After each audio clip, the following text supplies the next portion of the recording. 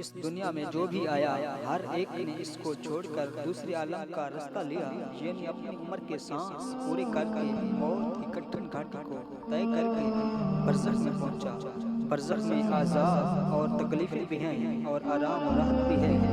اپنے اپنے اعمال کے اعتبار سے برزخ میں مختلف حالات سے گزرنا پڑتا ہے۔ دنیا سے جو جاتا ہے برزخ میں جگہ پاتا ہے۔ غرض یہ کہ ہر آنے والا جائے گا، اور جس طرح انسانوں اور جنات کی عمریں مقرر ہے، اسی طرح اس عالم کی بھی عمر مقرر ہے۔ جب اس عالم کی عمر تمام ہوگی، اچانک اس کے مجموعے کو موت آ جائے گی۔ افراد کے چلے جانے کو موت اور پورے عالم کے ختم ہو جانے کو قیامت کہتے ہیں۔ موت و حیات کی حکمت بیان فرماتے ہوئے اللہ جل شانہ نے ارشاد فرمایا، جس نے پیدا کیا موت اور زندگی کو تاکہ تم کو جانچا جائے کہ تم میں کون اچھے کام کرتا ہے۔ یعنی موت و حیات کا یہ سلسلہ اس لیے ہے کہ اللہ رب العالمین تمہارے اعمال کی جانچ کرے کہ کون برے کام کرتا ہے اور کون اچھے کام کرتا ہے، اور اچھے کام کرنے والا کون ہے۔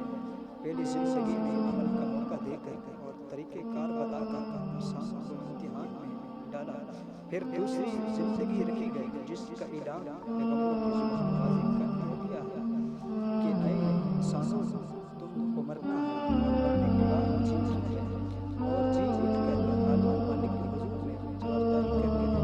برزخ کے بعد اس جسم کو دوبارہ زندگی دے کر حساب و کتاب کے لیے اللہ تعالیٰ اپنی پیشی تمام مخلوق کو بلائیں گے۔ اس کو قیامت کہتے ہیں۔ یہاں کی زندگی پہلے دونوں زندگیوں سے مختلف ہے۔ یہاں پر کسی قسم کا کوئی عمل نہیں، نہ اب کوئی ثواب پہنچا سکتا ہے۔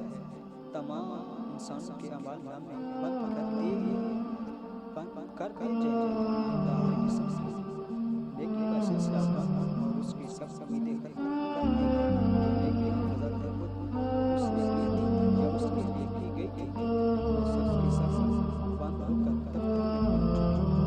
اور آج کے دن محکم الحاکمین کے یہاں جو نعمت دینے والے ہیں وہ بھی سب کے سب حاضر ہیں۔ اس لیے حکمت الہی ہرگز اس کو نہیں چاہتی کہ اس کو دنیا کے حال میں سزا دی جائے، کیونکہ یہ شخص ابھی عمل میں مشغول ہے۔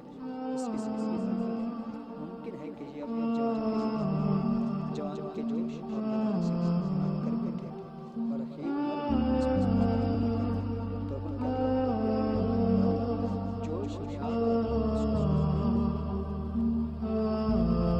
اس دنیا میں جو بھی آیا